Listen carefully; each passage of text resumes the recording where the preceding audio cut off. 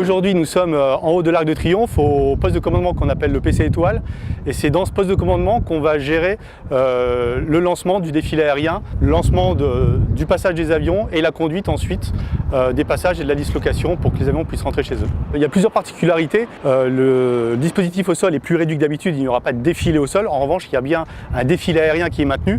D'habitude, les années précédentes, on se met en place en région parisienne pour que les avions soient au plus près de l'axe de défilé. Cette année, en région des dispositifs sanitaires, on a fait en sorte que les avions qui ont assez d'autonomie, notamment pour les avions de chasse, puissent décoller de leur base mère, donc dans toute la France, répartis dans toute la France, pour ensuite arriver directement de leur base mère en région parisienne, effectuer le défilé et rentrer chez eux.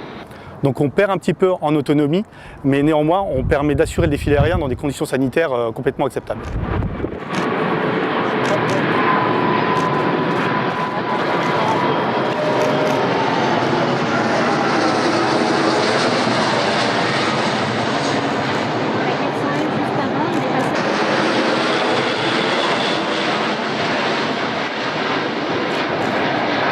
Un A400M allemand, c'est pour remercier nos camarades allemands de s'être engagés à notre côté dans la lutte contre le Covid, puisque cette première évacuation par A400M a été faite par nos camarades allemands.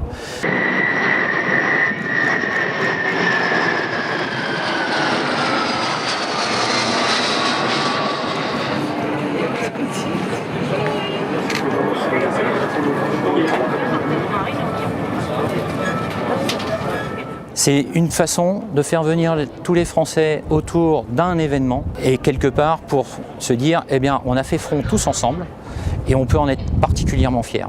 Il y a quelque chose de particulier, de toute façon je pense que la France a vécu quelque chose de particulier, et pas que la France. Et à ce titre, ce sera quelque chose qui restera certainement dans les mémoires, ça c'est clair.